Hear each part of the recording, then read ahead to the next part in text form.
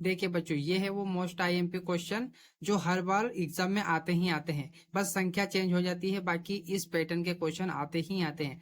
देखिए क्या दिया है, निम्नलिखित संख्याओं को गुणनखंडों के रूप में व्यक्त कीजिए। अब देखिए कितना आसान क्वेश्चन है जो एग्जाम में आते हैं। क्या बोला है आपको, गुणनखंड करने का बोला है, मतलब क्या निकालना है, सिंपल भाषा में बोले तो एचसीएफ निकालना है, एलसीएम निकालना है। तो इनका क्या निकालना है आपको, गुणनखंड एलसीएम। देखिए इसका शॉर्ट फॉर्म क्या होता है, सबसे आसान तरीके से देखते हैं। पहला क्वेश्चन बनाते हैं बच्चों। देखिए 140 यहाँ पे लिखता हूं मैं, 140 इसका गुणनखंड निकालने हैं। तो देखिए इस प्रकार से ही निकलते हैं गुणनखंड। तो देखो आपको क्या करना है, इसको देखना है कि किससे ये डिवाइड हो सकता है, किससे इसमें भाग जा सकता है। सिंपल भाषा में बताऊं तो यहाँ पर मैं 2 लिखता हूँ, क्या 2 की टेबल से हो जाएगा क्या पूरा, कैसे पता चलेगा। 2 लिखता हूँ, 2 की टेबल में क्या 1 आता है क्या, नहीं आता है। तो क्या करेंगे, इस डंडी को थोड़ा आगे बढ़ाएंगे। अब कितनी संख्या हो गई बच्चों, 2 संख्या हो गई।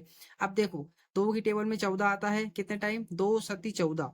तो यहाँ पर टाइम लिखना है सती, मतलब 2 सती 7 बार आता है 2 की टेबल में 14, तो 7 यहाँ पर लिखना है। और ये 0 बचा है, इसको ऐसा का ऐसा ही उतार देना है बच्चों, ठीक है। ये हो गया। अब इस 70 को देखना है कि किसकी टेबल से कट सकता है। तो देखो लास्ट में 0 होता है या सम संख्या होती है, तो क्या हो जाता है, 2 की टेबल से कट जाता है। तो देखो 2 की टेबल में 7 तो नहीं आता है, पर 7 से पहले क्या आता है बच्चों, 6 आता है। और वो कितने टाइम आता है, वो 3 बार आता है, 2 या 6। अब यहाँ देखो 6 आता है, यहाँ तो 7 था, तो ये 1 कहाँ चला जाएगा, इसके पास, और ये सामने आ जाता है, ना कि इसमें प्लस होगा बच्चों, ठीक है। सामने आने का मतलब ये क्या बन जाएगा, 10 बन जाएगा।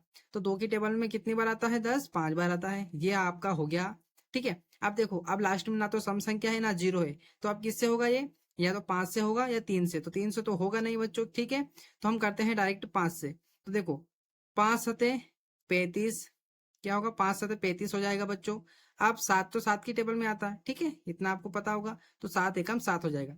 इस प्रकार देखो इतना सा क्वेश्चन करना है और आपको कितने नंबर मिल जाएंगे, 1 नंबर या 2 नंबर मिल जाएंगे, ठीक है। चलिए इस क्वेश्चन को भी देख लेते हैं बच्चों। देखो मैं यहाँ पे लिखता हूँ 3825, इसका भी क्या निकालना है आपको, गुणनखंड, ठीक है।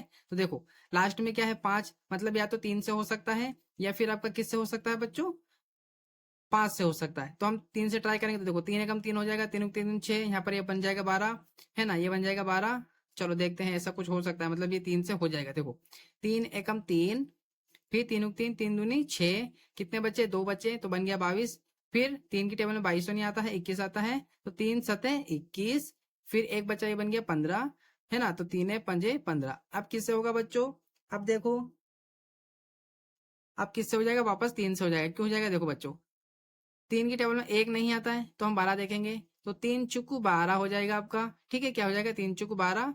फिर यहाँ पर क्या बचा, 7, 7 तो नहीं आता है, 6 आता है, तो 3 3 3 दूनी 6, फिर एक बचा, ये बन गया 15, 3 पंजे 15 हो जाएगा, ठीक है। क्या हो जाएगा आपका, 15 बन जाएगा। फिर हम यहाँ पे लाइन खींचेंगे। अब देखो अब किससे होगा बच्चों, अब ये 3 से नहीं होगा, ठीक है, क्योंकि 3 एकम 3 हो जाएगा, फिर ये 12 बन जाएगा, फिर 5 रह जाएगा। तो हम इसको करते हैं 5 से। तो 5 की टेबल में 42 तो नहीं आता है, ना कि 4 आता है, तो 42 भी नहीं आता है, तो 40 तो आता है ना। तो पने अठे 40, 2 बचा, ये बन गया 25, ठीक है। ये क्या बन गया, 25 बन गया ये पूरा, है ना। तो 25 25, अब किससे हो जाएगा बच्चों, ये वापस 5 से हो जाएगा, क्योंकि लास्ट में 5 है ना।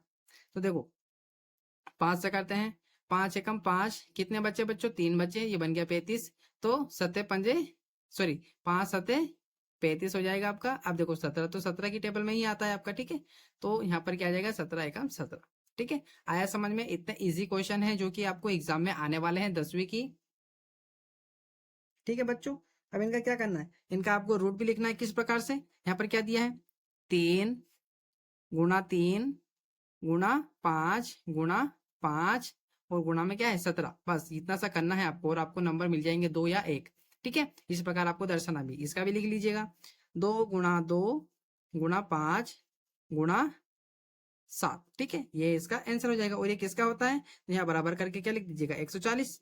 ये किसका होता है, ये आपका होता है 3825 का। इस प्रकार आप आगे लिख दीजिएगा, उनको और अच्छा लगेगा, ठीक है। तो इस प्रकार से ये बनाने। अब इस अगर सबसे सरल पेपर बना तो ये क्वेश्चन आएंगे, और इससे थोड़ा टफ बना तो कौन से आएंगे, दूसरा क्वेश्चन। चलिए उसको देखते हैं। देखिए बच्चों, दूसरा क्वेश्चन क्या है, पूर्णांकों के निम्नलिखित युग्मों के एचसीएफ और एलसीएम ज्ञात कीजिए। मतलब आपको एलसीएम और एलसीएम निकालना है, जो हम संख्या लिखेंगे नीचे, तथा इनकी क्या करनी है, जांच भी करनी है। जांच क्यों करनी है, क्योंकि दो संख्याओं का गुणनफल एचसीएफ एलसीएम होगा।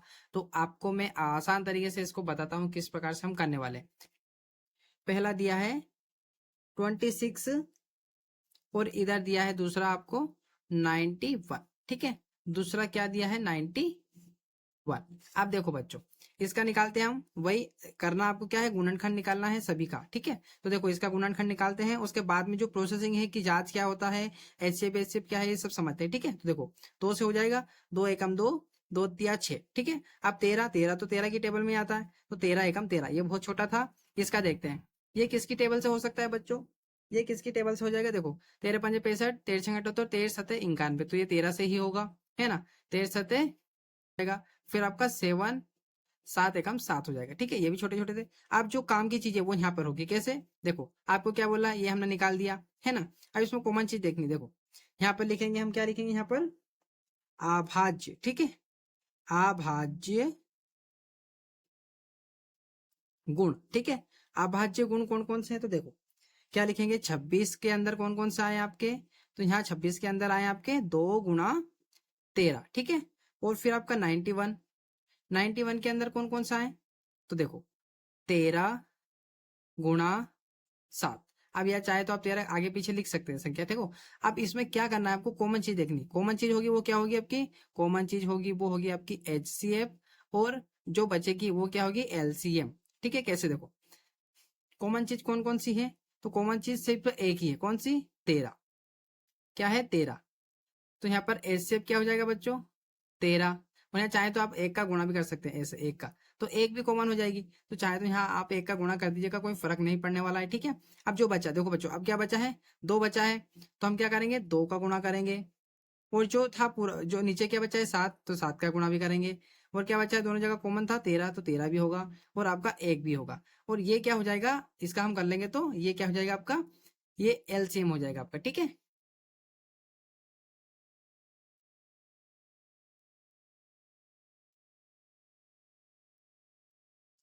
ठीक है बच्चों, अब इन संख्याओं को हम गुणा करेंगे तो क्या आ जाएगा, गुणा करेंगे तो आपका 182 आ जाएगा, ठीक है। क्या आ जाएगा, 182 आ जाएगा। और ये आपका एलसीएम हो गया, ये एलसीएम। अब बोला है जांच करो, तो जांच करने के लिए सबसे सरल विधि बता देता हूँ, क्या करना है आपको, 26 लिखना है आपको।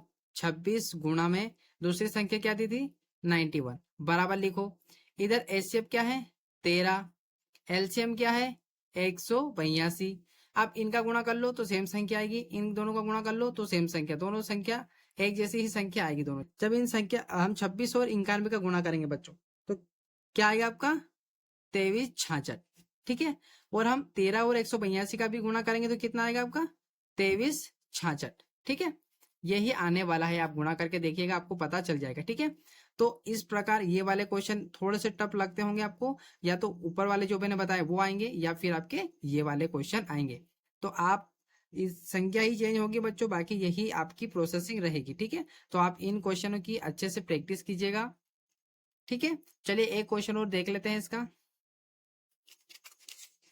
अगर आपको बच्चों मेरा वीडियो अच्छा लगा है तो प्लीज़ आप लाइक कीजिएगा, शेयर कीजिएगा, और मेरे channel career institute by Radhe sir को जरूर सब्सक्राइब कीजिएगा, ताकि आपको ऐसे वीडियो मिलते रहें। थैंक यू फॉर वॉचिंग बच्चों।